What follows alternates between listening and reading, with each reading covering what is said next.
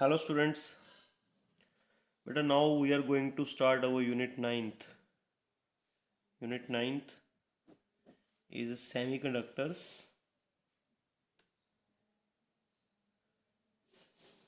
and its electronic devices.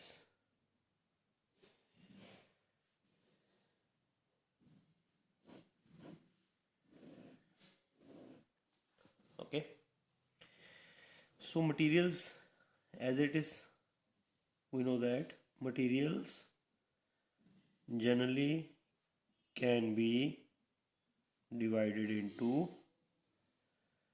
three categories.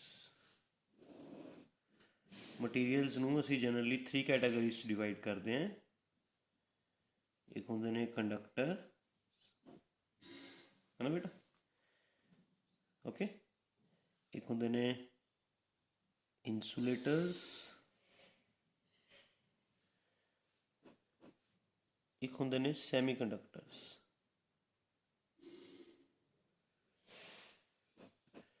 ਤਿੰਨਾਂ ਬਾਰੇ ਤੁਹਾਨੂੰ ਆਲਰੇਡੀ ਪਹਿਲਾਂ ਪਤਾ ਹੈ। ਕੰਡਕਟਰਸ ਆਪਾਂ ਉਹਨਾਂ ਮਟੀਰੀਅਲਸ ਨੂੰ ਕਹਿੰਦੇ ਹੁੰਦੇ ਹਾਂ ਜਿਨ੍ਹਾਂ 'ਚੋਂ ਇਲੈਕਟ੍ਰੀਸਿਟੀ ਈਜ਼ੀਲੀ ਪਾਸ ਆਊਟ ਹੋ ਜਾਂਦੀ ਹੈ ਨਾ। For example metals. ਇਨਸੂਲੇਟਰਸ ਆਪਾਂ ਉਹਨਾਂ ਨੂੰ ਕਹਿੰਦੇ ਹਾਂ ਜਿਹੜੇ ਆਪਣੇ ਵਿੱਚੋਂ ਇਲੈਕਟ੍ਰੀਸਿਟੀ ਨੂੰ ਬਿਲਕੁਲ ਵੀ ਪਾਸ ਹੋਣ ਨਹੀਂ ਦਿੰਦੇ। For example non metals, plastic, wood. ਠੀਕ ਹੈ। ਸੈਮੀ ਕੰਡਕਟਰਸ ਉਹ ਹੁੰਦੇ ਨੇ ਜਿਨ੍ਹਾਂ ਦੀ ਕੰਡਕਟੀਵਿਟੀ ਇਨਸੂਲੇਟਰਸ ਨਾਲੋਂ ਜ਼ਿਆਦਾ ਹੁੰਦੀ ਹੈ ਬਟ ਕੰਡਕਟਰਸ ਨਾਲੋਂ ਘੱਟ ਹੁੰਦੀ ਹੈ। those materials whose conductivity is greater than insulators, ਠੀਕ ਹੈ, and but less than conductors। ਇਨਸੂਲੇਟਰਸ ਨਾਲੋਂ ਇਹ ਜ਼ਿਆਦਾ ਕੰਡਕਟ ਕਰਦੇ ਨੇ ਬਟ ਕੰਡਕਟਰਸ ਨਾਲੋਂ ਘੱਟ ਕੰਡਕਟ ਕਰਦੇ ਨੇ ਸੈਮੀ ਕੰਡਕਟਰਸ। ਮਤਲਬ semiconductor sometime behaves like insulators and sometime behaves like conductors. Clear. ਆਪਣਾ ਜਿਹੜਾ ਸਾਰਾ ਚੈਪਟਰ ਹੈ ਇਹ ਸੈਮੀ ਕੰਡਕਟਰਸ ਨਾਲ ਡੀਲ ਕਰਦਾ ਬੇਟਾ। It deals with semiconductors. ਆਪਾਂ ਨੇ ਸੈਮੀ ਕੰਡਕਟਰਸ ਬਾਰੇ ਹੀ ਪੜ੍ਹਨਾ, ਕੰਡਕਟਰਸ ਅਤੇ ਇਨਸੂਲੇਟਰਸ ਬਾਰੇ ਨਹੀਂ ਪੜ੍ਹਨਾ। ਸੈਮੀ ਕੰਡਕਟਰਸ ਬਾਰੇ ਪੜ੍ਹਨਾ ਐਂਡ ਸੈਮੀ ਕੰਡਕਟਰ ਦੀਆਂ ਡਿਵਾਈਸਿਸ ਬਣਾਉਣੀਆਂ। ਠੀਕ ਹੈ। ਸੈਮੀ ਕੰਡਕਟਰ ਦੋ ਤਰ੍ਹਾਂ ਦੇ ਹੁੰਦੇ ਨੇ। ਇੱਕ ਹੁੰਦੇ ਨੇ ਜਿਹੜੇ ਸਿੰਗਲ ਫਾਰਮ 'ਚ ਹੁੰਦੇ ਨੇ, ਸਿਲੀਕੋਨ, ਜਰਮੇਨੀਅਮ। ਇੱਕ ਹੁੰਦੇ ਨੇ ਕੰਪਾਊਂਡ ਫਾਰਮ 'ਚ, ਗੈਲੀਅਮ ਆਰਸੇਨਾਈਡ, ਗੈਲੀਅਮ ਫੋਸਫਾਈਡ। ਜਿਹੜੇ ਆ ਸਿੰਗਲ ਫਾਰਮ 'ਚ ਹੁੰਦੇ ਨੇ ਇਹਨਾਂ ਨੂੰ ਬੋਲਦੇ ਨੇ ਐਲੀਮੈਂਟਲ ਸੈਮੀ ਕੰਡਕਟਰ। ਐਲੀਮੈਂਟਲ ਸੈਮੀ ਕੰਡਕਟਰ ਜਿਹੜਾ ਦੋ ਦੋ ਐਲੀਮੈਂਟਸ ਤੋਂ ਬਣੇ ਨੇ ਇਹਨਾਂ ਨੂੰ ਬੋਲਦੇ ਨੇ ਕੰਪਾਊਂਡ ਸੈਮੀ ਕੰਡਕਟਰਸ। ਆਹ ਵਾਲੇ। ਕਲੀਅਰ। ਤਾਂ ਆਪਾਂ ਨੇ ਸੈਮੀ ਕੰਡਕਟਰਸ ਦੀ ਸਟੱਡੀ ਕਰਨੀ ਹੈ ਬੇਟਾ। We have to discuss about semiconductors. ਠੀਕ ਹੈ। ਸੈਮੀ ਕੰਡਕਟਰਸ 'ਚ ਐਗਜ਼ਾਮਪਲ ਲਿੱਤੀ ਗਈ ਹੈ ਬੇਟਾ ਸਿਲੀਕੋਨ ਦੀ, ਐਗਜ਼ਾਮਪਲ ਲਿੱਤੀ ਗਈ ਹੈ ਜਰਮੇਨੀਅਮ ਦੀ। ਸਿਲੀਕੋਨ ਦਾ ਅਟੋਮਿਕ ਨੰਬਰ ਕਿੰਨਾ ਹੁੰਦਾ 14, ਜਰਮੇਨੀਅਮ ਦਾ ਅਟੋਮਿਕ ਨੰਬਰ ਕਿੰਨਾ ਹੁੰਦਾ 32, ਹੈ ਨਾ। ਅਗਰ ਆਪਾਂ ਇਹਨਾਂ ਦੀ ਇਲੈਕਟ੍ਰੋਨਿਕ ਕੌਨਫੀਗਰੇਸ਼ਨ ਲਿਖੀਏ, ਇਲੈਕਟ੍ਰੋਨਿਕ ਕੌਨਫੀਗਰੇਸ਼ਨ ਸਿਲੀਕੋਨ ਦੀ ਇਲੈਕਟ੍ਰੋਨਿਕ ਕੌਨਫੀਗਰੇਸ਼ਨ ਲਿਖੀ ਜਾਂਦੀ ਹੈ 1s2, 2s2, 2p6, 3s2, 3p2। First orbit, second orbit, third orbit. Electronic configuration germanium की लिखिए 1s2, 2s2, 2p6, 3s2, 3p6, 3d, 3d10, 4s2, 4p2। First orbit, second orbit, third orbit, fourth orbit. ਇਹਦੇ ਵੀ outer most shell 'ਚ 4 electrons ਨੇ, ਇਹਦੇ ਵੀ outer most shell 'ਚ 4 electron ਨੇ। ਮਤਲਬ ਦੋਨੇ ਇੱਕੋ ਤਰ੍ਹਾਂ ਦਾ ਬਿਹੇਵੀਅਰ ਸ਼ੋ ਕਰਨਗੇ। ਚਾਹੇ ਤੁਸੀਂ ਸਿਲੀਕੋਨ ਦੀ ਸਟੱਡੀ ਕਰ ਲਓ, ਚਾਹੇ ਜਰਮੇਨੀਅਮ ਦੀ ਸਟੱਡੀ ਕਰੋ, ਬੋਥ ਆਰ ਸੈਮੀ ਕੰਡਕਟਰ। ਦੋਨੇ ਸੈਮੀ ਕੰਡਕਟਰਸ ਨੇ। ਸਿਲੀਕੋਨ ਵੀ ਸੈਮੀ ਕੰਡਕਟਰ ਹੈ, ਜਰਮੇਨੀਅਮ ਵੀ ਸੈਮੀ ਕੰਡਕਟਰ ਹੈ। ਦੋਨਾਂ 'ਚੋਂ ਕਿਸੇ ਵੀ ਇੱਕ ਮਟੀਰੀਅਲ ਦੀ ਸਟੱਡੀ ਕਰ ਲਓ, ਦੂਸਰੇ ਮਟੀਰੀਅਲ ਦੀ ਸਟੱਡੀ ਸਿਮਿਲਰ ਹੋਏਗੀ। ਕਲੀਅਰ। ਤਾਂ ਆਪਾਂ ਐਗਜ਼ਾਮਪਲ ਲੈ ਲੈਂਦੇ ਹਾਂ ਬੇਟਾ silicone the.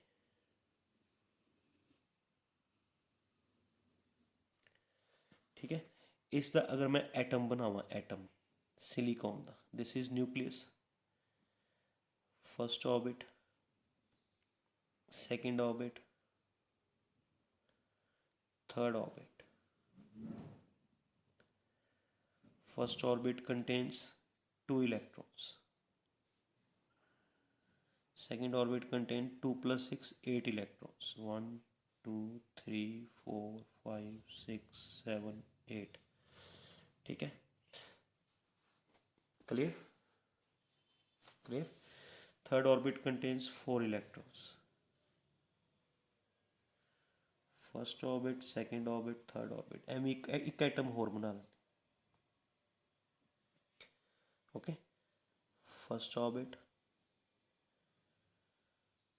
second orbit, third orbit, sorry, the nucleus ਹੈ ਨਾ ਬੇਟਾ, this is nucleus.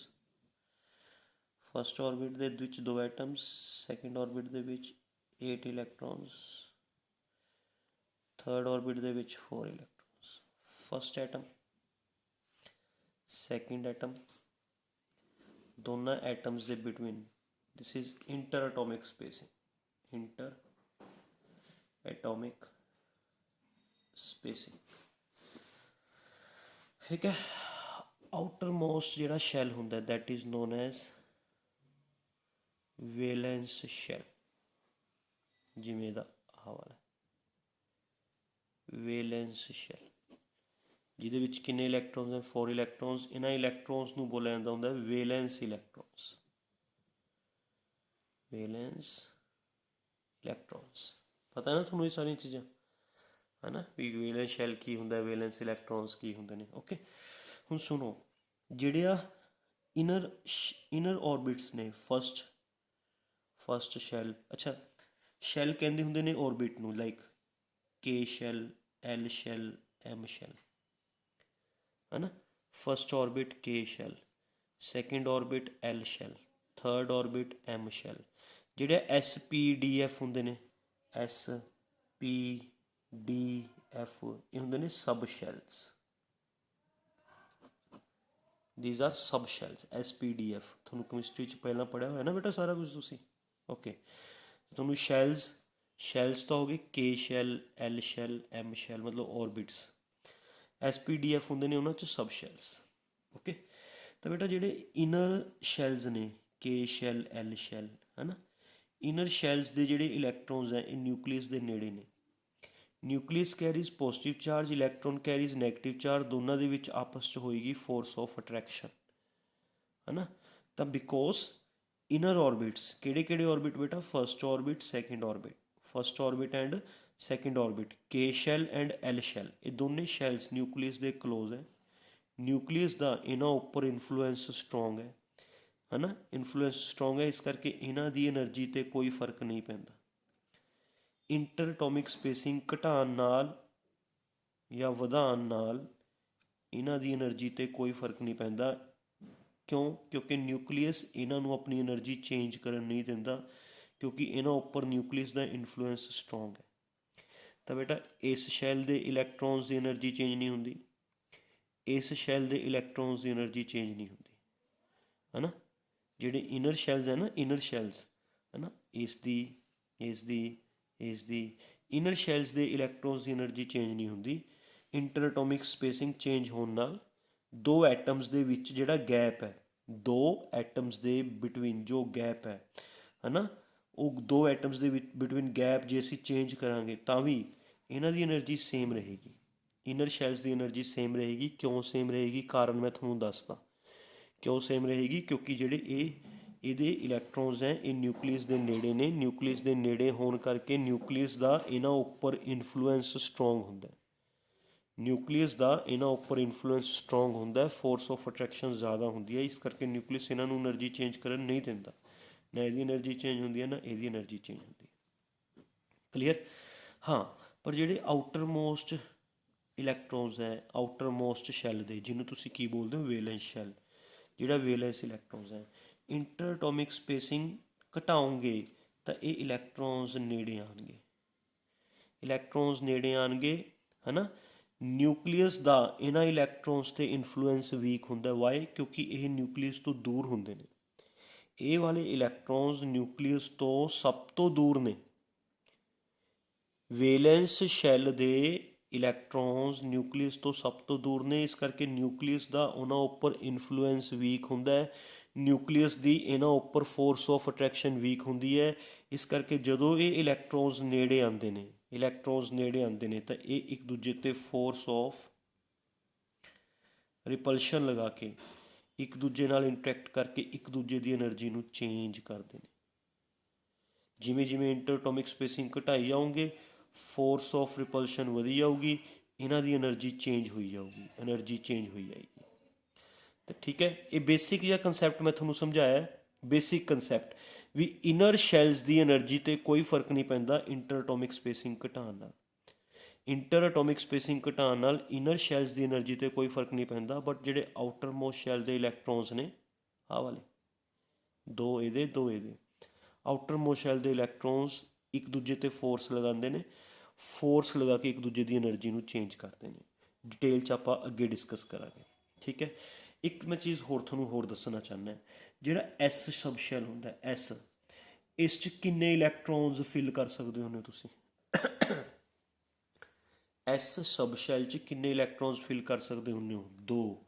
That means S sub shell 'ਚ 2 ਸਟੇਟਸ ਹੁੰਦੀਆਂ ਨੇ। ਪੀ ਸਬ ਸ਼ੈਲ 'ਚ ਕਿੰਨੇ ਇਲੈਕਟ੍ਰੋਨਸ ਫਿਲ ਕਰ ਸਕਦੇ ਹੋ? ਪੀ 'ਚ 6। ਦੈਟ ਮੀਨਸ ਪੀ ਦੇ ਵਿੱਚ ਕਿੰਨੀਆਂ ਸਟੇਟਸ ਹੁੰਦੀਆਂ ਨੇ? 6 ਸਟੇਟਸ।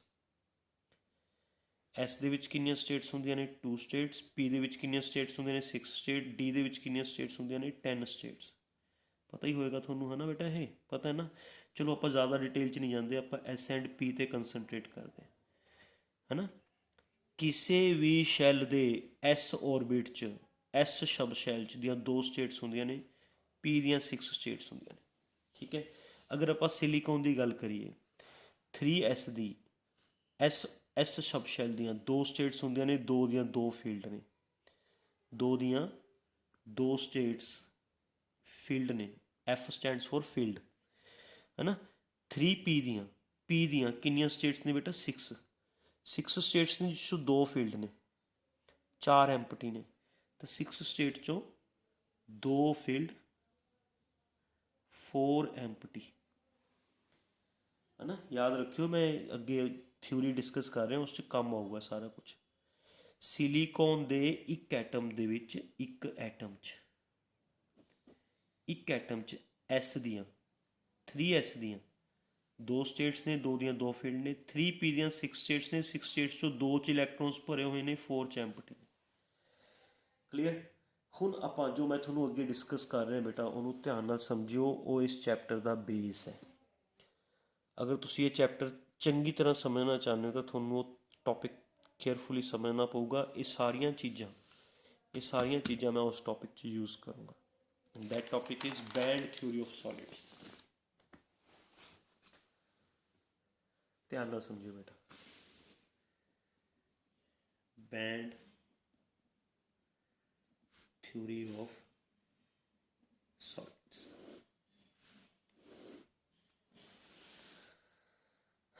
ਠੀਕ ਹੈ। ਇਸ ਦੇ ਵਿੱਚ ਆਪਾਂ ਨੇ ਡਿਸਕਸ ਕਰਨਾ ਹੈ inter atomic spacing,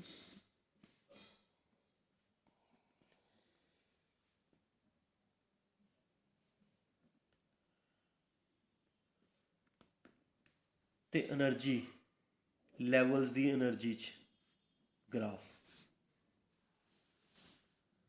interatomic spacing ਮਤਲਬ 2 ਐਟਮਸ ਦੇ between gap between the 2 atoms, and energy levels, ਜਿਹੜੇ ਆ ਨੇ ਐਸ ਪੀ 1s 2s 2p 3s 3p, ਇਹਨਾਂ ਦੀ એનર્ਜੀ 'ਤੇ ਕੀ ਫਰਕ ਪਏਗਾ ਇੰਟਰ ਐਟੋਮਿਕ ਸਪੇਸਿੰਗ ਦਾ, ਇਹ ਡਿਸਕਸ ਕਰਨਾ, ਠੀਕ ਹੈ। ਤਾਂ ਬੇਟਾ ਲਿਸਨ, ਧਿਆਨ ਨਾਲ ਸਮਝਿਓ।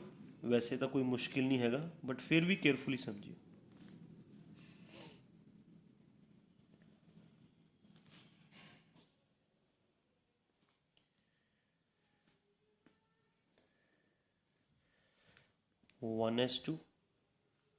2s2 2p6 3s2 3p2। ये मैं सिलिकॉन एटम लिता बेटा। सिलिकॉन एटम का एटॉमिक नंबर 14, ਉਹਦੀ ਇਲੈਕਟ੍ਰੋਨਿਕ ਕੌਨਫੀਗਰੇਸ਼ਨ ਆਪਾਂ ਨੂੰ ਵੀ ਪਤਾ ਵੀ ਸਭ ਤੋਂ ਘੱਟ એનર્ਜੀ ਲੋਅਰ ਆਰਬਿਟ ਦੀ ਹੁੰਦੀ ਹੈ।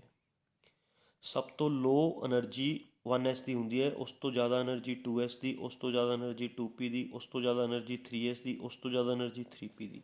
ਤਾਂ એનર્ਜੀਜ਼ ਦੇ ਅਕੋਰਡਿੰਗ ਮੈਨੇ ਆ ਬਣਾ ਲਏ ਵੀ ਸਭ ਤੋਂ ਹੈ ਨਾ, ਜਿਵੇਂ ਜਿਵੇਂ ਆਪਾਂ ਉੱਪਰ ਨੂੰ ਜਾਈ ਜਾਵਾਂਗੇ એનર્ਜੀ ਗੋਜ਼ ਔਨ ਵੇਟ ਜਿਵੇਂ ਜਿਵੇਂ ਅਸੀਂ ਉੱਪਰ ਨੂੰ ਜਾਈ ਜਾਵਾਂਗੇ એનર્ਜੀ ਗੋਜ਼ ਔਨ ਡਿਕਰੀਜ਼ਿੰਗ। ਤਾਂ ਸਭ ਤੋਂ ਲੋਅਰ એનર્ਜੀ ਆਰਬਿਟ ਜਾਂ ਸਭ ਤੋਂ ਲੋਅਰ એનર્ਜੀ ਸਬ ਸ਼ੈਲ ਕਿਹੜਾ 1s, 2 ਇਲੈਕਟ੍ਰੋਨਸ ਹੈ ਨਾ। ਉਸ ਤੋਂ ਜ਼ਿਆਦਾ એનર્ਜੀ ਵਾਲਾ 2s ਹੈ, ਉਸ ਤੋਂ ਜ਼ਿਆਦਾ એનર્ਜੀ ਵਾਲਾ 2p ਹੈ, ਉਸ ਤੋਂ ਜ਼ਿਆਦਾ એનર્ਜੀ ਵਾਲਾ 3s ਹੈ, ਉਸ ਤੋਂ ਜ਼ਿਆਦਾ એનર્ਜੀ ਵਾਲਾ 3p ਹੈ। ਹੁਣ ਜਦੋਂ ਤਾਂ ਬੇਟਾ ਇੰਟਰ ਐਟੋਮਿਕ ਸਪੇਸਿੰਗ ਲਾਰਜ ਹੁੰਦੀ ਹੈ, ਆਪਾਂ ਇੱਥੇ ਪਰਟੀਕੂਲਰ ਵੈਲਿਊ ਦੇ ਦਿੰਦੇ ਹਾਂ d। ਜਦੋਂ ਐਟਮਸ ਦੇ ਵਿੱਚ ਗੈਪ ਜ਼ਿਆਦਾ ਹੁੰਦਾ ਹੈ, ਇੰਟਰ ਐਟੋਮਿਕ ਸਪੇਸਿੰਗ ਲਾਰਜ ਹੁੰਦੀ ਹੈ। ਜਦੋਂ ਇੰਟਰ ਐਟੋਮਿਕ ਸਪੇਸਿੰਗ ਲਾਰਜ ਹੁੰਦੀ ਹੈ ਫਿਰ ਸਾਰੇ ਸਬ ਸ਼ੈਲਸ ਦੀ એનર્ਜੀ ਡਿਫਰੈਂਟ ਹੁੰਦੀ ਹੈ ਅਤੇ ਡਿਸਕਰੀਟ ਹੁੰਦੀ ਹੈ। ਧਿਆਨ ਨਾਲ ਸੁਣਿਓ, ਜਦੋਂ ਇੰਟਰ ਐਟੋਮਿਕ ਸਪੇਸਿੰਗ ਲਾਰਜ ਹੈ, ਇੰਟਰ ਐਟੋਮਿਕ ਸਪੇਸਿੰਗ ਐਟਮਸ ਦੇ ਵਿੱਚ ਗੈਪ ਲਾਰਜ ਹੈ, ਐਟਮਸ ਦੇ ਵਿੱਚ ਗੈਪ ਲਾਰਜ ਹੈ, ਉਸ ਵਕਤ ਸਾਰੇ ਸਬ ਸ਼ੈਲਸ ਦੀ એનર્ਜੀ ਡਿਫਰੈਂਟ ਹੁੰਦੀ ਹੈ ਐਂਡ ਡਿਸਕਰੀਟ ਵੈਲਿਊ ਹੁੰਦੀ ਹੈ। ਡਿਸਕਰੀਟ ਵੈਲਿਊ ਦਾ ਮਤਲਬ ਹੁੰਦਾ ਸਿੰਗਲ ਵੈਲਿਊ, ਪਰਟੀਕੂਲਰ ਇੱਕ ਵੈਲਿਊ ਹੁੰਦੀ ਹੈ। ਮਤਲਬ ਜਿਵੇਂ 1s ਹੈ ਨਾ, ਇਸ 'ਚ ਕਿੰਨੇ ਇਲੈਕਟ੍ਰੋਨਸ ਹੈ? 2। ਦੋਨਾਂ ਦੇ ਦੋਵਾਂ ਇਲੈਕਟ੍ਰੋਨਸ ਦੀ એનર્ਜੀ ਦੀ ਸਿੰਗਲ ਵੈਲਿਊ ਹੋਏਗੀ, ਸੇਮ એનર્ਜੀ ਹੋਏਗੀ ਦੋਨਾਂ ਇਲੈਕਟ੍ਰੋਨਸ ਦੀ ਆਪਸ 'ਚ, ਠੀਕ ਹੈ। 2s 'ਚ ਜਿਹੜੇ ਇਲੈਕਟ੍ਰੋਨਸ ਹੈ ਉਹਨਾਂ ਕਿੰਨੇ ਇਲੈਕਟ੍ਰੋਨਸ ਹੈ? 2। ਦੋਵਾਂ ਦੀ એનર્ਜੀ ਆਪਸ 'ਚ ਸੇਮ ਹੋਏਗੀ ਬਟ 1s ਨਾਲੋਂ ਹਾਈ ਹੋਏਗੀ।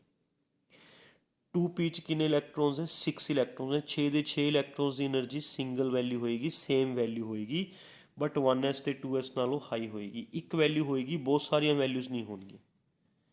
2p ਦੀਆਂ એનર્ਜੀ ਦੀ ਇੱਕ ਵੈਲਿਊ ਹੋਏਗੀ।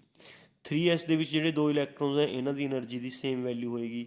3p 'ਚ ਜਿਹੜੇ 2 ਇਲੈਕਟ੍ਰੋਨਸ ਹੈ ਉਹਨਾਂ ਦੀ એનર્ਜੀ ਆਪਸ 'ਚ ਸੇਮ ਹੋਏਗੀ ਅਤੇ ਸਿੰਗਲ ਵੈਲਿਊਡ ਹੋਏਗੀ। ਮਤਲਬ 1s ਵਾਲੇ ਇਲੈਕਟ੍ਰੋਨਸ ਦੀ એનર્ਜੀ ਸਭ ਤੋਂ ਘੱਟ ਹੋਏਗੀ, 2s ਵਾਲੇ ਇਲੈਕਟ੍ਰੋਨਸ ਦੀ એનર્ਜੀ 1s ਨਾਲੋਂ ਜ਼ਿਆਦਾ ਹੋਏਗੀ ਬਟ ਆਪਸ 'ਚ ਸੇਮ ਹੋਏਗੀ। 2p ਦੇ ਜਿਹੜੇ 6 ਇਲੈਕਟ੍ਰੋਨਸ ਹੈ ਇਹਨਾਂ ਦੀ એનર્ਜੀ 2s ਨਾਲੋਂ ਵੀ ਜ਼ਿਆਦਾ ਹੋਏਗੀ ਬਟ ਆਪਸ 'ਚ ਸੇਮ ਹੋਏਗੀ। ਐਵੇਂ 3s ਦੇ 2 ਇਲੈਕਟ੍ਰੋਨਸ ਹੈ ਇਹਨਾਂ ਦੀ એનર્ਜੀ ਆਪਸ 'ਚ ਸੇਮ ਹੋਏਗੀ ਬਟ 2p ਨਾਲੋਂ ਜ਼ਿਆਦਾ। 3p 'ਚ ਜਿਹੜੇ 2 ਇਲੈਕਟ੍ਰੋਨਸ ਹੈ ਉਹਨਾਂ ਦੀ એનર્ਜੀ ਆਪਸ 'ਚ ਸੇਮ ਹੋਏਗੀ ਬਟ 3s ਨਾਲੋਂ ਜ਼ਿਆਦਾ। ਹਰ ਸਬ ਸ਼ੈਲ ਦੀ એનર્ਜੀ ਦੀ ਵੈਲਿਊ ਸਿੰਗਲ ਹੁੰਦੀ ਹੈ, ਸਿੰਗਲ ਵੈਲਿਊਡ। ਮਤਲਬ ਇਹਦੀ ਇੱਕ ਵੈਲਿਊ ਹੋਏਗੀ, ਇਸ ਨਾਲੋਂ ਜ਼ਿਆਦਾ ਇਹਦੀ ਵੈਲਿਊ ਹੋਏਗੀ, ਇਸ ਨਾਲੋਂ ਜ਼ਿਆਦਾ ਇਹਦੀ ਵੈਲਿਊ ਹੋਏਗੀ ਬਟ ਇੱਕ ਵੈਲਿਊ ਹੋਏਗੀ, 2 ਜਾਂ 3 ਵੈਲਿਊਜ਼ ਨਹੀਂ ਹੋਣਗੀਆਂ। ਇਸ 2p ਨਾਲੋਂ ਜ਼ਿਆਦਾ ਕਿਹਦੀ એનર્ਜੀ ਹੋਏਗੀ? 3s the but single value, ਠੀਕ ਹੈ। When r is equal to d, inter atomic spacing is large. When interatomic spacing is large, then different subshells have different but single value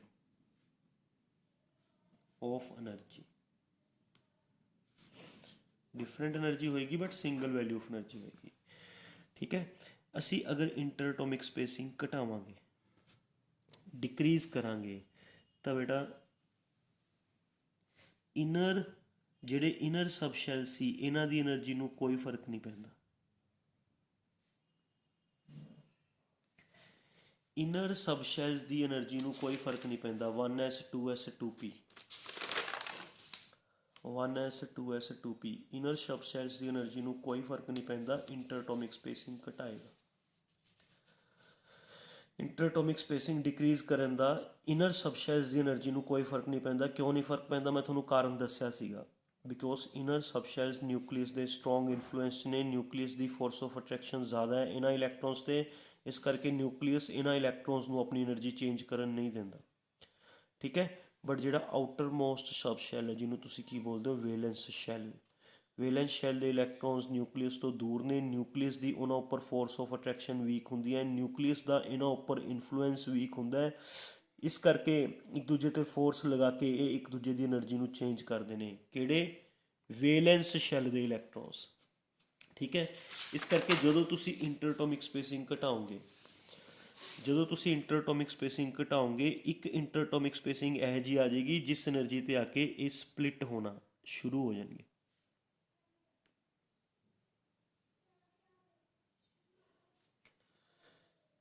ਦੇ starts ਸਪਲਿਟਿੰਗ। ਬੇਟਾ ਇਸ 'ਚ 3s 'ਚ ਕਿੰਨੀਆਂ status ਹੁੰਦੀਆਂ ਨੇ? ਮੈਨੂੰ ਆਨਸਰ ਦਿਓ। 3s 'ਚ ਕਿੰਨੀਆਂ ਸਟੇਟਸ ਹੁੰਦੀਆਂ ਨੇ? 2। 2 ਦੀਆਂ 2 ਕੀ ਨੇ? ਫੀਲਡ। ਅਤੇ 2 ਸਟੇਟਸ 'ਚ ਟੁੱਟਣਾ ਸਟਾਰਟ ਕਰ ਦਿੰਦਾ। ਮਤਲਬ ਇਹਦੇ ਇੱਕ ਇਲੈਕਟ੍ਰੋਨ ਦੀ એનર્ਜੀ ਅਲੱਗ ਹੋ ਜਾਂਦੀ ਹੈ, ਇੱਕ ਇਲੈਕਟ੍ਰੋਨ ਦੀ એનર્ਜੀ ਅਲੱਗ ਹੋ ਜਾਂਦੀ ਹੈ। ਇਸ 'ਚ ਕਿੰਨੀਆਂ ਸਟੇਟਸ ਸੀਗੀਆਂ? ਇਸ ਸਟੇਟਸ ਸੀਗੀਆਂ 6। 6 ਦੇ ਵਿੱਚੋਂ ਫੀਲਡ ਸੀਗੀਆਂ 2, 4 ਕੀ ਸੀਗੀਆਂ? ਐਮਪਟੀ। 2 ਫੀਲਡਾਂ ਦੇਖੋ, 4 ਖਾਲੀ ਪਈਆਂ ਨੇ, ਹੈ ਨਾ। ਤਾਂ ਇਹ 6 ਸਟੇਟਸ 'ਚ ਸਪਲਿਟ ਹੋਣਾ ਸਟਾਰਟ ਹੋ ਜਾਏਗਾ। 6 ਸਟੇਟਸ 'ਚ ਇਹ ਕਿੰਨੀਆਂ ਸਟੇਟਸ 'ਚ ਟੁੱਟੇਗਾ ਬੇਟਾ? 2 'ਚ। ਇਹ ਕਿੰਨੀਆਂ ਸਟੇਟਸ 'ਚ ਟੁੱਟੇਗਾ? 6। ਇਹਦੀਆਂ 2 ਦੀਆਂ 2 ਕੀ ਨੇ? ਫੀਲਡ। ਇਹਦੀਆਂ 6 ਚੋਂ 2 ਫੀਲਡ ਨੇ, 2 ਐਮਪਟੀ ਨੇ। ਕਲੀਅਰ? ਇਹ ਮੈਂ ਤੁਹਾਨੂੰ ਕਿਸ ਬਾਰੇ ਦੱਸ ਰਿਹਾ? ਇੱਕ ਐਟਮ ਬਾਰੇ, 1 ਸਿਲੀਕੋਨ ਐਟਮ। ਧਿਆਨ ਨਾਲ ਸਮਝਿਓ ਹੁਣ। ਇਹ ਬੇਟਾ ਇੱਕ ਐਟਮ ਦਾ, ਇੱਕ ਐਟਮ ਦਾ, ਇੱਕ ਐਟਮ। ਹੁਣ ਆਪਾਂ ਲੈਂਦੇ ਇੱਕ ਕ੍ਰਿਸਟਲ। ਸਪੋਜ਼ ਕਰੋ ਆਪਣੇ ਕੋਲ ਸਿਲੀਕੋਨ ਮਟੀਰੀਅਲ ਦਾ ਇੱਕ ਕ੍ਰਿਸਟਲ ਹੈ which contains n silicon atoms, n, it contains n silicon atoms। ਹੁਣ ਬੇਟਾ ਇੱਕ ਐਟਮ ਦੀਆਂ 3s ਦੀਆਂ, ਇੱਕ ਐਟਮ ਦੀਆਂ 3s ਦੀਆਂ ਕਿੰਨੀਆਂ ਸਟੇਟਸ ਹੁੰਦੀਆਂ ਨੇ? 2 ਸਟੇਟਸ। 2 ਦੀਆਂ 2 ਕੀ ਨੇ? ਫੀਲਡ। ਤਾਂ ਬੇਟਾ n ਐਟਮਸ ਦੀਆਂ ਆਪ ਸੋਚੋ, n ਐਟਮਸ ਦੀਆਂ 3s ਦੀਆਂ ਕਿੰਨੀਆਂ ਸਟੇਟਸ? ਇੱਕ ਐਟਮ ਦੀਆਂ 2 ਸਟੇਟਸ ਨੇ ਤਾਂ n ਐਟਮ ਦੀਆਂ ਕਿੰਨੀਆਂ ਸਟੇਟਸ ਹੋ ਜਾਣਗੀਆਂ? 2n status. 2n ਦੀਆਂ 2n ਕੀ ਹੋਣਗੀਆਂ? ਫੀਲਡ। ਠੀਕ ਹੈ। ਐਵੇਂ ਇੱਕ ਐਟਮ ਦੀਆਂ, ਹੈ ਨਾ, ਇੱਕ ਐਟਮ ਦੀਆਂ 3p ਦੀਆਂ, 3p ਦੀਆਂ ਕਿੰਨੀਆਂ ਸਟੇਟਸ ਸੀਗੀਆਂ ਬੇਟਾ? 6 ਸਟੇਟ। 3p ਦੀਆਂ ਕਿੰਨੀਆਂ ਸਟੇਟ ਸੀਗੀਆਂ? 6 ਸਟੇਟ। 6 ਚੋਂ 2 ਫੀਲਡ ਸੀਗੀਆਂ, 4 ਐਮਪਟੀ ਸੀਗੀਆਂ, ਹੈ ਨਾ। ਇੱਕ ਐਟਮ ਦੀਆਂ 6 ਸਟੇਟਸ ਨੇ ਤਾਂ n ਐਟਮ ਦੀਆਂ, ਇੱਕ ਐਟਮ ਦੀਆਂ 6 ਸਟੇਟਸ ਨੇ ਤਾਂ ਬੇਟਾ n ਐਟਮ ਦੀਆਂ ਕਿੰਨੀਆਂ ਸਟੇਟਸ ਹੋਣਗੀਆਂ? 6n states. 6n ਸਟੇਟਸ ਚੋਂ 2n ਕੀ ਹੋਣਗੀਆਂ? ਫੀਲਡ। 4n ਕੀ ਹੋਣਗੀਆਂ? ਐਮਪਟੀ। ਮਤਲਬ ਜਿਵੇਂ ਤੁਸੀਂ ਕੰਸੈਪਟ ਇੱਕ ਐਟਮ ਦਾ ਬਣਾਇਆ ਸੀ ਨਾ, ਜੋ ਕੰਸੈਪਟ ਤੁਸੀਂ ਇੱਕ ਐਟਮ ਦਾ ਬਣਾਇਆ ਸੀ, ਹੁਣ ਉਹ ਕੰਸੈਪਟ ਕਿੰਨੇ ਐਟਮਸ ਦਾ ਬਣਾਓ? n ਐਟਮਸ ਦਾ। ਕ੍ਰਿਸਟਲ 'ਚ ਇੱਕ ਐਟਮ ਨਹੀਂ ਹੁੰਦਾ ਸਿਲੀਕੋਨ ਦਾ, ਹੈ ਨਾ। ਕਿਸੇ ਵੀ ਸਬਸਟਾਂਸ ਦੇ ਵਿੱਚ ਸਿਲੀਕੋਨ ਦਾ ਇੱਕ ਐਟਮ ਨਹੀਂ ਹੁੰਦਾ, ਬਹੁਤ ਸਾਰੇ ਐਟਮਸ ਹੁੰਦੇ ਨੇ, ਹੈ ਨਾ। ਸਮਝ ਗਏ? ਤਾਂ four silicon crystal, four silicon crystal ਵਿਚ ਕੰਟੇਨ n ਐਟਮਸ, ਜਿਸ 'ਚ n ਐਟਮਸ ਨੇ, ਉਸ ਦੇ ਬੇਟਾ 3s ਸਬ ਸ਼ੈਲ ਦੀਆਂ ਇਹ ਕਿੰਨੀਆਂ ਸਟੇਟਸ ਬਣਨਗੀਆਂ? 2n status. ਇਹ 2n ਸਟੇਟਸ 'ਚ ਟੁੱਟੇਗਾ। It splits up into 2n states and 2n ਦੀਆਂ 2n ਕੀ ਹੋਣਗੀਆਂ? ਫੀਲਡ। 2n ਦੀਆਂ 2n ਸਟੇਟਸ ਫੀਲਡ ਹੋਣਗੀਆਂ।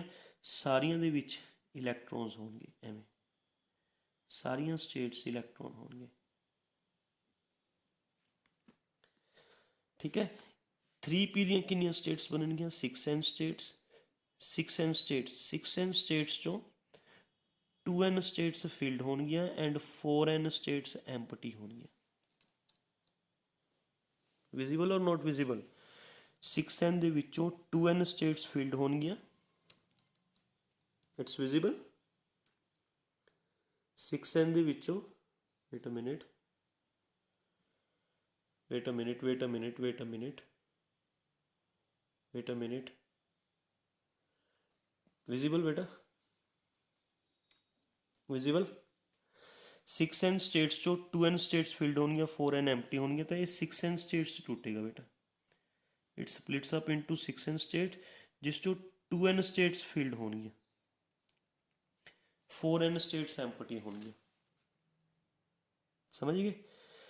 फील्ड ਕਿਹੜੀਆਂ ਹੋਣਗੀਆਂ? ਲੋਅਰ એનર્ਜੀ ਸਟੇਟਸ, ਜਿਹੜੀਆਂ ਨੀਚੇ ਵਾਲੀਆਂ ਨੇ, ਕਿਉਂਕਿ ਜਿਹੜੀਆਂ એનર્ਜੀ ਸਟੇਟਸ ਨੀਚੇ ਨੇ ਉਹਨਾਂ ਦੀ એનર્ਜੀ ਲੋ ਹੈ।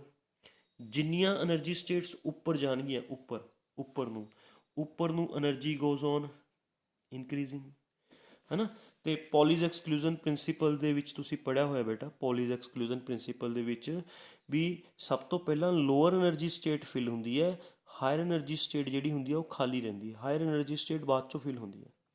ਤਾਂ ਬੇਟਾ ਜਿਹੜੇ ਇਹ ਇਲੈਕਟ੍ਰੋਨਸ ਹੈ ਨਾ 2n ਸਟੇਟਸ ਫੀਲਡ ਨੇ, ਇਹ ਲੋਅਰ એનર્ਜੀ ਸਟੇਟਸ ਹੋਣਗੀਆਂ ਨੀਚੇ ਵਾਲੀਆਂ। ਇਹ ਤਾਂ 2n ਦੀਆਂ 2n ਫੀਲਡ ਨੇ ਆਹ ਵਾਲੀਆਂ। 3s ਔਰਬਿਟ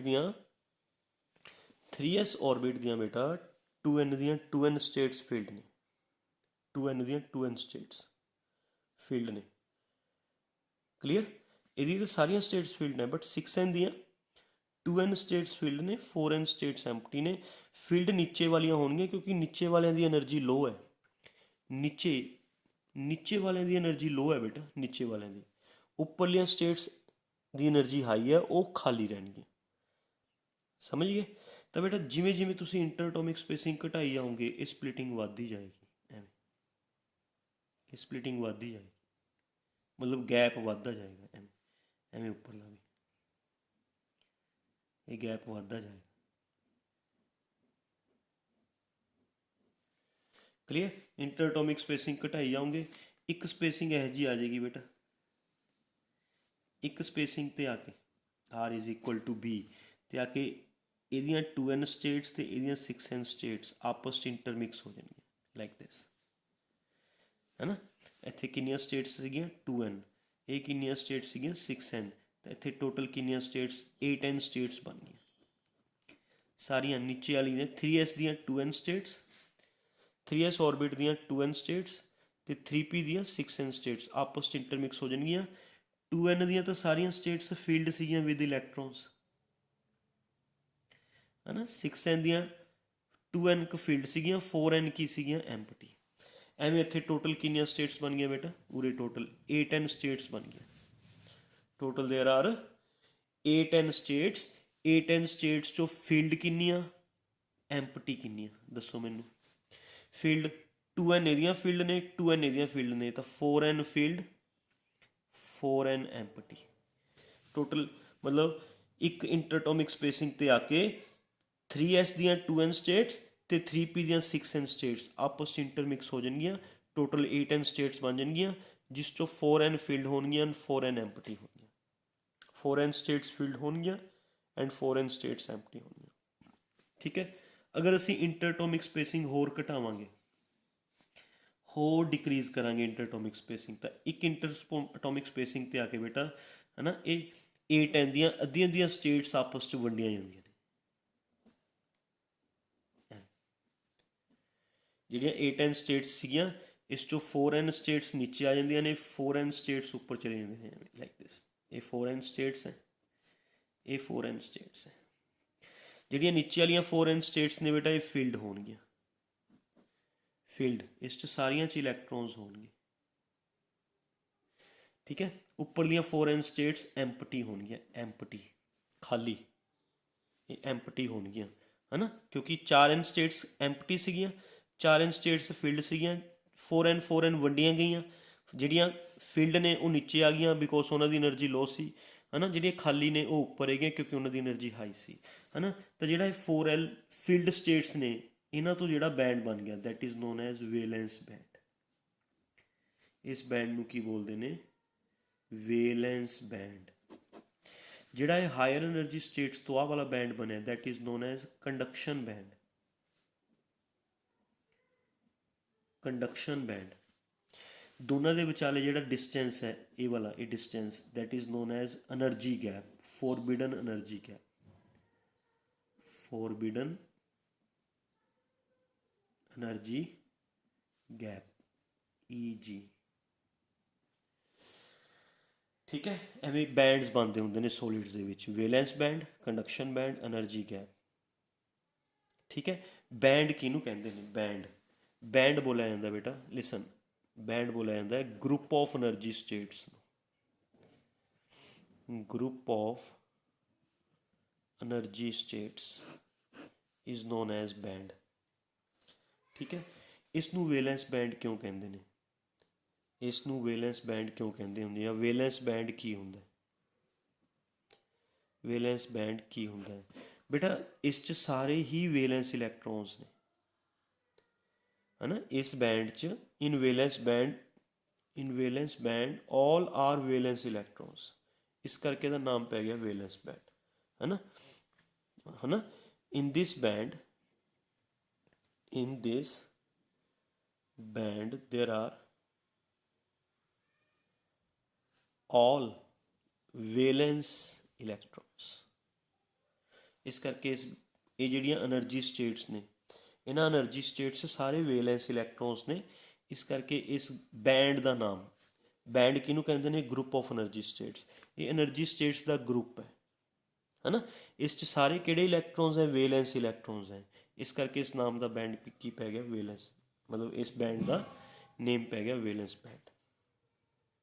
ਤੁਹਾਨੂੰ ਸਮਝ ਆ ਗਿਆ ਬੇਟਾ? ਪੱਕਾ ਵੀ ਇਹਦਾ ਨਾਮ ਵੇਲੈਂਸ ਬੈਂਡ ਕਿਉਂ ਪਿਆ, ਹੈ ਨਾ। ਅੱਛਾ, ਹੋਰ ਸੁਣੋ, ਇਸ ਬੈਂਡ 'ਚ ਜਿੰਨੇ ਵੀ ਇਲੈਕਟ੍ਰੋਨਸ ਹੈ ਉਹ ਲੋਅਰ એનર્ਜੀ ਸਟੇਟਸ ਨੇ। all electrons in, ਧਿਆਨ ਨਾਲ ਸਮਝੋ, in this band are in lower energy states। ਠੀਕ ਹੈ। ਇਸ ਬੈਂਡ 'ਚ all electrons in this band are in low energy states, ਇਹਨਾਂ ਦੀ એનર્ਜੀ ਲੋ ਹੈ ਬੇਟਾ। ਲੋ એનર્ਜੀ ਹੋਣ ਕਰਕੇ they are not able to move, ਹੈ ਨਾ। they are not able to move, they are not able to move। ਜਿਵੇਂ hospital 'ਚ patients ਹੁੰਦੇ ਨੇ, ਹੌਸਪੀਟਲਸ 'ਚ ਪੇਸ਼ੈਂਟ ਹੁੰਦੇ ਨੇ ਜਿਨ੍ਹਾਂ ਦਾ એનર્ਜੀ ਲੈਵਲ ਬਹੁਤ ਲੋ ਹੁੰਦਾ ਹੈ ਨਾ, ਉਹ ਮੂਵ ਨਹੀਂ ਕਰ ਪਾਉਂਦੇ। ਉਸੇ ਤਰੀਕੇ ਨਾਲ ਜਿਹੜੇ ਵੇਲੈਂਸ ਬੈਂਡ 'ਚ ਇਲੈਕਟ੍ਰੋਨਸ ਨੇ, ਵੇਲੈਂਸ ਬੈਂਡ 'ਚ ਜਿੰਨੇ ਵੀ ਇਲੈਕਟ੍ਰੋਨਸ ਨੇ ਉਹਨਾਂ ਸਾਰਿਆਂ ਦੀ એનર્ਜੀ ਲੋ ਹੈ। એનર્ਜੀ ਲੋ ਹੋਣ ਕਰਕੇ ਉਹ ਮੂਵ ਨਹੀਂ ਕਰ ਪਾਉਂਦੇ। ਇਸ ਕਰਕੇ ਇਹ ਇਲੈਕਟ੍ਰੋਨਸ ਇਲੈਕਟ੍ਰੀਸਿਟੀ ਕੰਡਕਟ ਕਰਨ 'ਚ ਹੈਲਪ ਨਹੀਂ ਕਰਦੇ ਬੇਟਾ। ਇਲੈਕਟ੍ਰੀਸਿਟੀ ਤਾਂ ਕੰਡਕਟ ਹੋਊਗੀ ਨਾ ਜੇ ਇਲੈਕਟ੍ਰੋਨਸ ਮੂਵ ਕਰਨਗੇ, ਅਤੇ ਇਹ ਵਾਲੇ ਇਲੈਕਟ੍ਰੋਨਸ ਮੂਵ ਨਹੀਂ ਕਰ ਪਾਉਂਦੇ। ਕਿਉਂ ਨਹੀਂ ਕਰ ਪਾਉਂਦੇ? ਕਿਉਂਕਿ ਇਹਨਾਂ ਦਾ એનર્ਜੀ ਲੋ ਹੈ। ਇਹ ਲੋਅਰ એનર્ਜੀ ਸਟੇਟਸ ਤੋਂ ਬਣਿਆ band. Valence band is formed from the lower energy states. ਇਸ 'ਚ ਜਿੰਨੇ ਵੀ ਇਲੈਕਟ੍ਰੋਨਸ ਹੋਣਗੇ ਸਾਰਿਆਂ ਦੀ એનર્ਜੀ ਲੋ ਹੋਏਗੀ। એનર્ਜੀ ਲੋ ਹੋਣ ਕਰਕੇ ਉਹ ਮੂਵ ਨਹੀਂ ਕਰ ਪਾਉਣਗੇ। ਇਸ ਕਰਕੇ ਉਹ ਇਲੈਕਟ੍ਰੀਸਿਟੀ ਕੰਡਕਟ ਕਰਵਾਉਣ 'ਚ ਹੈਲਪ ਨਹੀਂ ਕਰਦੇ। ਕਨਕਲੂਜ਼ਨ ਇਹ ਨਿਕਲਿਆ ਵੀ ਵੇਲੈਂਸ ਬੈਂਡ 'ਚ ਜਿੰਨੇ ਮਰਜ਼ੀ ਇਲੈਕਟ੍ਰੋਨਸ ਹੋਣ, ਚਾਹੇ ਲੱਖ, ਚਾਹੇ ਕਰੋੜ, ਚਾਹੇ ਮਿਲੀਅਨ, ਚਾਹੇ ਬਿਲੀਅਨ, ਚਾਹੇ ਟ੍ਰਿਲੀਅਨ, ਵੇਲੈਂਸ ਬੈਂਡ ਦੇ ਇਲੈਕਟ੍ਰੋਨਸ ਦੀ એનર્ਜੀ ਲੋ ਹੁੰਦੀ ਹੈ। એનર્ਜੀ ਲੋ ਹੋਣ ਕਰਕੇ ਉਹ ਇਲੈਕਟ੍ਰੀਸਿਟੀ ਕੰਡਕਟ ਕਰਵਾਉਣ 'ਚ ਹੈਲਪ ਨਹੀਂ ਕਰ ਸਕਦੇ। Be careful about that point. Valence band ਕੀ ਹੁੰਦਾ ਪਤਾ ਚੱਲ ਗਿਆ? ਜਿਹੜਾ ਬੈਂਡ ਲੋਅਰ એનર્ਜੀ ਸਟੇਟਸ ਤੋਂ ਬਣੇ, ਦੈਟ ਬੈਂਡ ਵਿਚ is formed from lower energy states. ਇਹਦਾ ਨਾਮ ਵੇਲੈਂਸ ਬੈਂਡ ਕਿਉਂ ਪਿਆ? ਕਿਉਂਕਿ ਇਸ 'ਚ ਸਾਰੇ ਹੀ ਵੇਲੈਂਸ ਇਲੈਕਟ੍ਰੋਨਸ ਨੇ। ਵੇਲੈਂਸ ਇਲੈਕਟ੍ਰੋਨਸ ਨੇ, ਇਹਨਾਂ ਦੀ એનર્ਜੀ ਲੋ ਹੈ। ਇਸ ਕਰਕੇ ਇਹ ਮੂਵ ਨਹੀਂ ਕਰ ਸਕਦੇ। ਤਾਂ ਇਸ ਕਰਕੇ ਇਲੈਕਟ੍ਰੀਸਿਟੀ ਕੰਡਕਟ ਨਹੀਂ ਕਰ ਸਕਦੇ। ਵੇਲੈਂਸ ਬੈਂਡ ਦਾ ਸਿੰਗਲ ਇਲੈਕਟ੍ਰੋਨ ਵੀ ਇਲੈਕਟ੍ਰੀਸਿਟੀ ਕੰਡਕਟ ਨਹੀਂ ਕਰਦਾ ਕਿਉਂਕਿ ਉਹਦੀ એનર્ਜੀ ਲੋ ਹੁੰਦੀ ਹੈ। What is conduction band? What is conduction band? Conduction band ਬੇਟਾ ਹੁੰਦਾ ਹੈ ਜਿਹੜਾ ਹਾਇਰ એનર્ਜੀ ਸਟੇਟਸ ਤੋਂ ਬੈਂਡ ਬਣਿਆ। This band is ਫੋਰਮਡ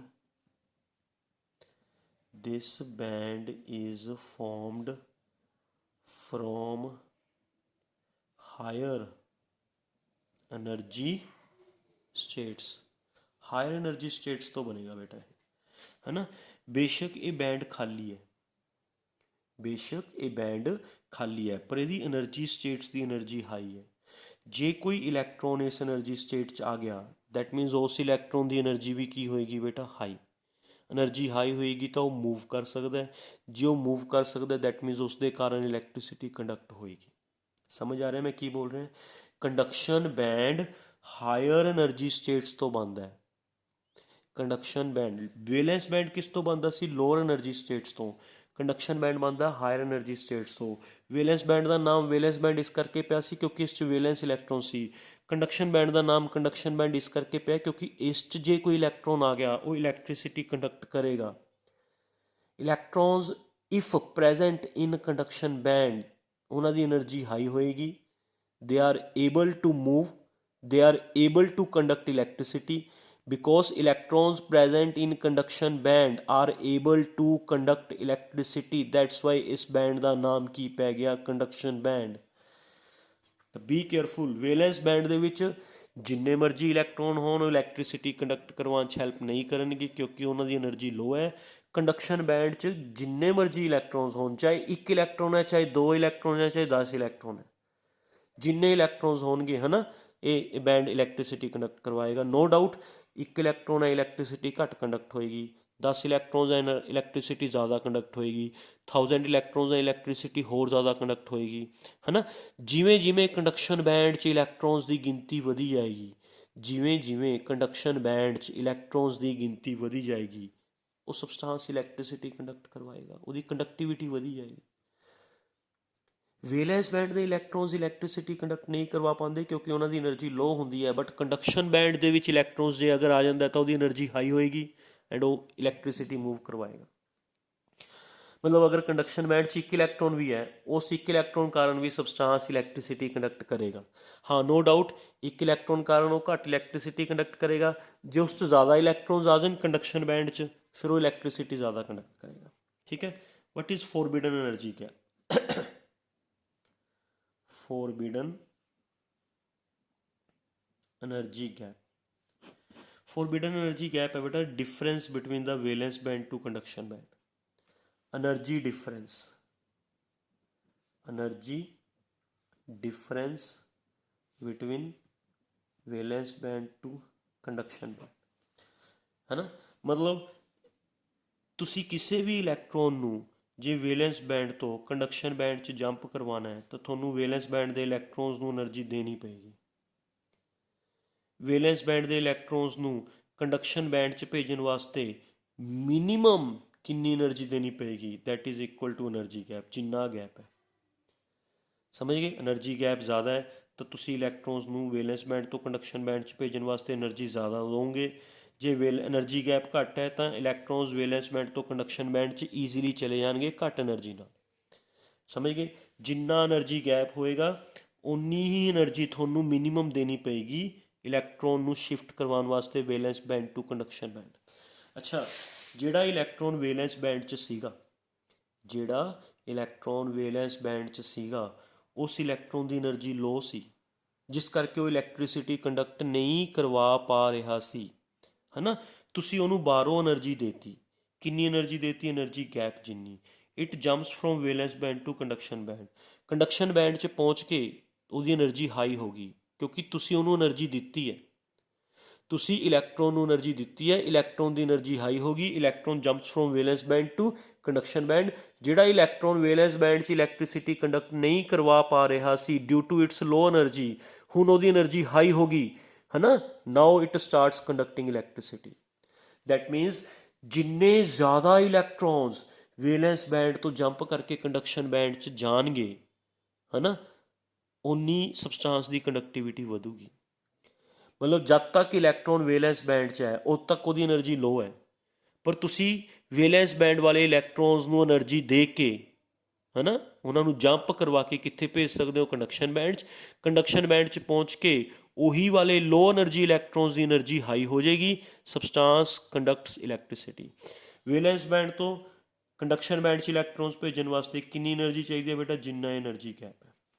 this is band theory of solid. Valence band ਕੀ ਹੁੰਦਾ ਮੈਂ ਤੁਹਾਨੂੰ ਦੱਸਤਾ, ਕੰਡਕਸ਼ਨ ਬੈਂਡ ਕੀ ਹੁੰਦਾ ਦੱਸਤਾ, ਫੋਰਬਿਡਨ એનર્ਜੀ ਗੈਪ ਕੀ ਹੁੰਦਾ ਦੱਸਤਾ, ਬੈਂਡ ਕਿਹਨੂੰ ਕਹਿੰਦੇ ਨੇ ਦੱਸਤਾ, ਗਰੁੱਪ ਆਫ એનર્ਜੀ ਸਟੇਟਸ। ਅੱਜ ਜਿਵੇਂ એનર્ਜੀ ਸਟੇਟਸ ਦਾ ਗਰੁੱਪ ਬਣਿਆ, that group is known as, ਹੈ ਨਾ, ਬੈਂਡਸ। ਤਾਂ ਬੇਟਾ ਹਰ ਸੋਲਿਡਸ ਦੇ ਐਵੇਂ ਬੈਂਡਸ ਹੁੰਦੇ ਨੇ, ਚਾਹੇ ਉਹ ਸੋਲਿਡ ਮਟੀਰੀਅਲ, ਚਾਹੇ ਉਹ ਸੋਲਿਡ ਮਟੀਰੀਅਲ ਕੰਡਕਟਰ ਹੈ ਉਹਦੇ ਵੀ ਬੈਂਡਸ ਹੁੰਦੇ ਨੇ, ਇੰਸੂਲੇਟਰਸ ਵਿੱਚ ਸੈਮੀ। ਇਹ ਅਲੱਗ ਥਿਊਰੀ ਬਣ ਗਈ, ਇਹ ਅਲੱਗ ਥਿਊਰੀ ਬਣ ਗਈ ਬੇਟਾ। है ना। ਤਾਂ ਬੇਸਡ ਅਪੋਨ ਦਿਸ ਥਿਊਰੀ ਮਟੀਰੀਅਲਸ ਨੂੰ ਆਪਾਂ ਦੁਬਾਰਾ ਤੋਂ ਕਲਾਸੀਫਾਈ ਕਰਦੇ ਵੀ ਕੰਡਕਟਰਸ ਕਿਹੋ ਜਿਹੇ ਹੁੰਦੇ ਨੇ ਬੇਸਡ ਅਪੋਨ ਬੈਂਡ ਥਿਊਰੀ। ਇਨਸੂਲੇਟਰਸ ਕਿਹੋ ਜਿਹੇ ਹੁੰਦੇ ਨੇ, ਸੈਮੀ ਕੰਡਕਟਰਸ ਦੇ ਬੈਂਡਸ ਕਿਹੋ ਜਿਹੇ ਹੁੰਦੇ ਨੇ। ਠੀਕ ਹੈ, ਕੰਡਕਟਰਸ ਦੇ ਬੈਂਡਸ ਕਿਹੋ ਜਿਹੇ ਹੁੰਦੇ ਨੇ ਬੇਟਾ। ਕੰਡਕਟਰਸ ਦੇ ਬੈਂਡਸ ਇਸ ਤਰੀਕੇ ਨਾਲ ਹੋਣਗੇ ਵੀ ਜਾਂ ਤਾਂ ਉਹਦੇ ਕੰਡਕਸ਼ਨ ਬੈਂਡ 'ਚ ਇਲੈਕਟ੍ਰੋਨਸ ਹੋਣਗੇ, ਕਿਉਂਕਿ ਕੰਡਕਟਰਸ ਕਿਹਨਾਂ ਨੂੰ ਬੋਲਦੇ ਹੋ ਤੁਸੀਂ। ਕੰਡਕਟਰਸ ਤੁਸੀਂ ਬੋਲਦੇ ਹੋ ਉਹਨਾਂ ਮਟੀਰੀਅਲਸ ਨੂੰ ਜਿਹੜੇ ਸਬਸਟਾਂਸ ਇਲੈਕਟ੍ਰੀਸਿਟੀ ਕੰਡਕਟ ਕਰਦੇ ਨੇ। ਤਾਂ ਉਹ ਸਬਸਟਾਂਸ ਇਲੈਕਟ੍ਰੀਸਿਟੀ ਤਾਂ ਹੀ ਕੰਡਕਟ ਕਰੇਗਾ ਨਾ ਜੇ ਕੰਡਕਸ਼ਨ ਬੈਂਡ 'ਚ ਇਲੈਕਟ੍ਰੋਨਸ ਹੋਣਗੇ, ਹੈ ਨਾ। ਤਾਂ ਕੰਡਕਟਰਸ ਦੇ ਬੈਂਡਸ ਐਵੇਂ ਦੋ ਤਰ੍ਹਾਂ ਦੇ ਹੋ ਸਕਦੇ ਨੇ। ਇੱਕ ਤਾਂ ਐਵੇਂ ਹੋ ਸਕਦੇ ਨੇ, ਦੇਖੋ ਧਿਆਨ ਨਾਲ ਸਮਝੋ ਬੇਟਾ ਵੀ this one is valence band, this one is conduction band, energy gap है नहीं, energy gap zero, valence band, conduction band.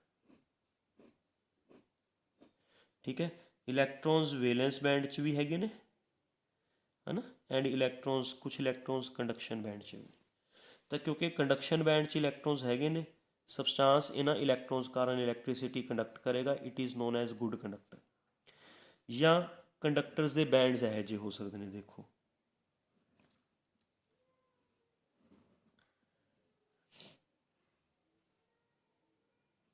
Like this, ਇੱਥੇ ਤੋਂ ਉਰੇ ਤੱਕ ਵੈਲੈਂਸ ਬੈਂਡ ਹੈ, ਉੱਪਰ ਤੋਂ ਆ ਨੀਚੇ ਤੱਕ ਕੰਡਕਸ਼ਨ ਬੈਂਡ ਹੈ ਨਾ।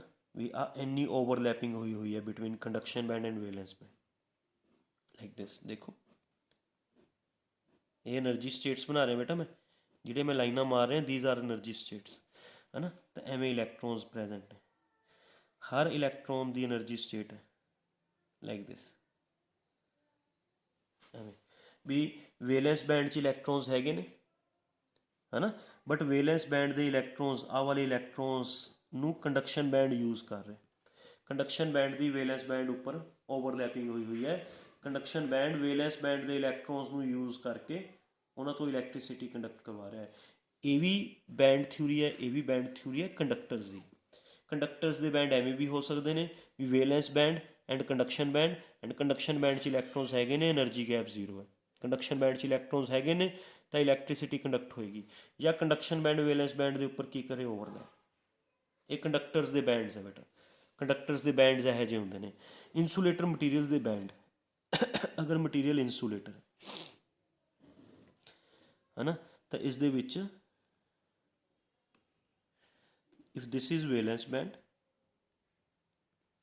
this one is conduction band, and this is large energy gap. Large energy gap, energy gap is greater than 3 eV. Valence band च इलैक्ट्रॉन्स होंगे लाइक दिस, देखो बेटा वैलेंस बैंड च इलैक्ट्रॉन्स होंगे but conduction band totally empty होएगा, क्योंकि conduction band totally empty है, इस करके सबस्टांस इलैक्ट्रिसिटी कंडक्ट नहीं कर सकता। वैलेंस बैंड च जिन्ने मर्जी इलैक्ट्रॉन्स होन, ਉਹ ਇਲੈਕਟ੍ਰੋਨਸ ਇਲੈਕਟ੍ਰੀਸਿਟੀ ਕੰਡਕਟ ਨਹੀਂ ਕਰਦੇ ਹੁੰਦੇ ਬਿਕੋਜ਼ ਉਹਨਾਂ ਦੀ એનર્ਜੀ ਲੋ ਹੁੰਦੀ ਹੈ। ਕੰਡਕਸ਼ਨ ਬੈਂਡ ਦੇ ਇਲੈਕਟ੍ਰੋਨਸ ਹੀ ਇਲੈਕਟ੍ਰੀਸਿਟੀ ਕੰਡਕਟ ਕਰਦੇ ਹੁੰਦੇ ਨੇ। ਕੰਡਕਸ਼ਨ ਬੈਂਡ ਇੱਥੇ ਕੀ ਹੈ ਬੇਟਾ, ਐਮਪਟੀ, ਹੈ ਨਾ। ਇਸ ਕਰਕੇ ਸਬਸਟਾਂਸ ਇਲੈਕਟ੍ਰੀਸਿਟੀ ਕੰਡਕਟ ਨਹੀਂ ਕਰ ਸਕਦਾ। ਅੱਛਾ, ਹੁਣ ਸਟੂਡੈਂਟਸ ਦੇ ਮਾਈਂਡ 'ਚ ਆਉਂਦਾ ਵੀ ਕੀ ਅਸੀਂ ਵੈਲੈਂਸ ਬੈਂਡ ਤੋਂ ਇਲੈਕਟ੍ਰੋਨ ਕੰਡਕਸ਼ਨ ਬੈਂਡ 'ਚ ਭੇਜ ਸਕਦੇ? ਨਹੀਂ ਭੇਜ ਸਕਦੇ, ਕਿਉਂਕਿ એનર્ਜੀ ਗੈਪ ਲਾਰਜ ਹੈ। ਇੰਨੀ એનર્ਜੀ ਜੇ ਤੁਸੀਂ ਇਹਨੂੰ ਦੋਗੇ ਤਾਂ ਮੇਬੀ ਇਹ ਸਬਸਟਾਂਸ ਬਰਨ ਕਰ ਜੇ, ਫੁੱਕ ਜੇ, ਮੈਲਟ ਹੋ ਜੇ, ਮੈਲਟ ਕਰ ਸਕਦਾ, ਫੁੱਕ ਸਕਦਾ, ਬਰਨ ਕਰ ਸਕਦਾ, ਹੈ ਨਾ। ਪਰ ਤੁਸੀਂ ਇਹਦੇ ਇਲੈਕਟ੍ਰੋਨਸ ਵੈਲੈਂਸ ਬੈਂਡ ਤੋਂ ਕੰਡਕਸ਼ਨ ਬੈਂਡ 'ਚ ਨਹੀਂ ਭੇਜ ਸਕਦੇ। ਇੱਕ ਤਾਂ ਇਹਦਾ ਕੰਡਕਸ਼ਨ ਬੈਂਡ ਐਮਪਟੀ ਹੈ ਬੇਟਾ, ਇੱਕ ਤਾਂ ਇਹਦਾ ਕੰਡਕਸ਼ਨ ਬੈਂਡ ਐਮਪਟੀ ਹੈ ਵੀ ਇਹ ਸਬਸਟਾਂਸ ਇਲੈਕਟ੍ਰੀਸਿਟੀ ਕੰਡਕਟ ਨਹੀਂ ਕਰ ਸਕਦਾ। ਦੂਜਾ, ਇਹ ਤੁਸੀਂ ਇਲੈਕਟ੍ਰੋਨਸ ਵੈਲੈਂਸ ਬੈਂਡ ਤੋਂ ਕੰਡਕਸ਼ਨ ਬੈਂਡ 'ਚ ਨਹੀਂ ਭੇਜ ਸਕਦੇ, ਕਿਉਂ?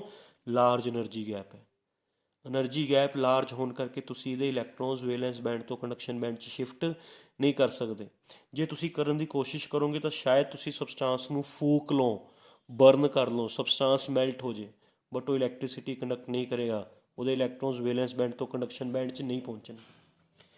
ਇਹੋ ਜਿਹੇ ਬੈਂਡਸ ਹੁੰਦੇ ਨੇ ਇਨਸੂਲੇਟਰਸ ਦੇ, ਜਿਨ੍ਹਾਂ ਦਾ ਕੰਡਕਸ਼ਨ ਬੈਂਡ ਐਮਪਟੀ ਹੁੰਦਾ, એનર્ਜੀ ਗੈਪ ਜ਼ਿਆਦਾ ਹੁੰਦਾ। ਠੀਕ ਹੈ, ਜਿਹੜੇ ਸੈਮੀ ਕੰਡਕਟਰਸ ਹੁੰਦੇ ਨੇ, ਸੈਮੀਕੰਡਕਟਰਸ ਦੇ ਵਿੱਚ ਕੀ ਹੁੰਦਾ ਬੇਟਾ, ਸੈਮੀਕੰਡਕਟਰਸ ਐਨਰਜੀ ਗੈਪ ਘੱਟ ਹੁੰਦਾ, ਸਮੋਲ ਐਨਰਜੀ ਗੈਪ ਹੁੰਦਾ, ਲੈਸ ਦੈਨ 3 EV। ਸਿਲੀਕੋਨ ਵਾਸਤੇ ਜਿਹੜਾ ਇਹ ਐਨਰਜੀ ਗੈਪ ਹੈ 1.1 EV ਹੁੰਦਾ, ਐਂਡ ਜਰਮੇਨੀਅਮ ਵਾਸਤੇ ਹੋਰ ਵੀ ਘੱਟ ਹੁੰਦਾ 0.7 EV, ਹੈ ਨਾ। ਕੰਡਕਸ਼ਨ ਬੈਂਡ ਐਮਪਟੀ ਹੁੰਦਾ, ਕੰਡਕਸ਼ਨ ਬੈਂਡ ਐਮਪਟੀ ਹੁੰਦਾ ਬੇਟਾ, this is conduction band. Valence band filled ਹੁੰਦਾ, ਐਵੇਂ ਵੇਲੈਂਸ ਬੈਂਡ ਫੀਲਡ ਹੁੰਦਾ, ਕੰਡਕਸ਼ਨ ਬੈਂਡ ਐਮਪਟੀ ਹੁੰਦਾ। ਕਿਉਂਕਿ ਕੰਡਕਸ਼ਨ ਬੈਂਡ ਐਮਪਟੀ ਹੈ, ਦੈਟ ਮੀਨਸ ਇਹ ਸਬਸਟਾਂਸ ਇਲੈਕਟ੍ਰੀਸਿਟੀ ਕੰਡਕਟ ਨਹੀਂ ਕਰੇਗਾ, ਇਹ ਸਬਸਟਾਂਸ ਇਲੈਕਟ੍ਰੀਸਿਟੀ ਕੰਡਕਟ ਨਹੀਂ ਕਰੇਗਾ, ਪਰ ਤੁਸੀਂ ਇਹਦੇ ਇਲੈਕਟ੍ਰੋਨਸ ਵੇਲੈਂਸ ਬੈਂਡ ਤੋਂ ਕੰਡਕਸ਼ਨ ਬੈਂਡ 'ਚ ਭੇਜ ਸਕਦੇ ਹੋ, ਇਹਦੇ ਇਲੈਕਟ੍ਰੋਨਸ ਨੂੰ ਵੇਲੈਂਸ ਬੈਂਡ ਤੋਂ ਕਿੱਥੇ ਭੇਜ ਸਕਦੇ ਹੋ, ਕੰਡਕਸ਼ਨ ਬੈਂਡ 'ਚ, ਕਿਉਂਕਿ ਐਨਰਜੀ ਗੈਪ ਘੱਟ ਹੈ। ਐਨਰਜੀ ਗੈਪ ਘੱਟ ਹੋਣ ਕਰਕੇ ਇਲੈਕਟ੍ਰੋਨਸ ਨੂੰ ਤੁਸੀਂ ਐਨਰਜੀ ਦਿਓਗੇ, ਇੰਨੀ ਐਨਰਜੀ ਦਿਓ ਬੇਟਾ, ਇੰਨੀ ਐਨਰਜੀ ਇਲੈਕਟ੍ਰੋਨਸ ਨੂੰ, ਦੋ ਇਲੈਕਟ੍ਰੋਨਸ ਜੰਪ ਕਰਕੇ ਕੰਡਕਸ਼ਨ ਬੈਂਡ 'ਚ ਚਲੇ ਜਾਣਗੇ। ਜਦੋਂ ਇਲੈਕਟ੍ਰੋਨਸ ਕੰਡਕਸ਼ਨ ਬੈਂਡ 'ਚ ਪਹੁੰਚ ਗਏ ਤਾਂ ਦਿਸ ਸਬਸਟਾਂਸ ਅਲਾਉਜ਼ ਇਲੈਕਟ੍ਰੀਸਿਟੀ ਟੂ ਕੰਡਕਟ, ਇਹ ਸਬਸਟਾਂਸ ਇਲੈਕਟ੍ਰੀਸਿਟੀ ਨੂੰ ਆਪਣੇ ਵਿੱਚੋਂ ਕੰਡਕਟ ਹੋਣਾ ਅਲਾਉ ਕਰ ਦੇਗਾ। ਸੈਮੀ ਕੰਡਕਟਰਸ ਦੇ ਬੈਂਡਸ ਇਹੋ ਜਿਹੇ ਹੁੰਦੇ ਨੇ ਬੇਟਾ, ਕੰਡਕਸ਼ਨ ਬੈਂਡ ਖਾਲੀ ਹੁੰਦਾ, ਐਨਰਜੀ ਗੈਪ ਘੱਟ ਹੁੰਦਾ। ਇੰਸੂਲੇਟਰਸ ਦੇ ਬੈਂਡ ਇਹੋ ਜਿਹੇ ਹੁੰਦੇ ਨੇ, ਕੰਡਕਸ਼ਨ ਬੈਂਡ ਐਮਪਟੀ ਹੁੰਦਾ, ਐਨਰਜੀ ਗੈਪ ਜ਼ਿਆਦਾ ਹੁੰਦਾ। ਕੰਡਕਟਰਸ ਦੇ ਬੈਂਡਸ ਹੁੰਦੇ ਨੇ ਵੀ ਕੰਡਕਸ਼ਨ ਬੈਂਡ ਐਂਡ ਵੇਲੈਂਸ ਬੈਂਡ 'ਚ ਐਨਰਜੀ ਗੈਪ ਨਹੀਂ ਹੁੰਦਾ, ਅਤੇ ਕੰਡਕਸ਼ਨ ਬੈਂਡ ਫੀਲਡ ਹੁੰਦਾ, ਫੀਲਡ ਜਾਂ ਪਾਰਸ਼ਲੀ ਫੀਲਡ ਸੀ, ਠੀਕ ਹੈ। ਇਹ ਬੈਂਡ ਥਿਊਰੀ ਦੇ ਅਕੋਰਡਿੰਗ ਮੈਂ ਤੁਹਾਨੂੰ ਉਹਦੇ ਬੈਂਡਸ ਦੱਸਦੇ ਵੀ ਕੰਡਕਟਰ ਦੇ ਬੈਂਡਸ ਕਿਹੋ ਜਿਹੇ ਹੁੰਦੇ ਨੇ, ਇੰਸੂਲੇਟਰਸ ਦੇ ਬੈਂਡਸ ਕਿਹੋ ਜਿਹੇ ਹੁੰਦੇ ਨੇ, ਸੈਮੀ ਕੰਡਕਟਰਸ ਦੇ ਬੈਂਡਸ ਕਿਹੋ ਜਿਹੇ ਹੁੰਦੇ ਨੇ। This is band theory of solids ਬੇਟਾ, ਇੰਪੋਰਟੈਂਟ ਕੁਐਸਚਨ ਹੈ ਕਾਫੀ, ਠੀਕ ਹੈ, ਧਿਆਨ ਨਾਲ ਸਮਝ ਲਿਆ ਨਾ। Thank you very much.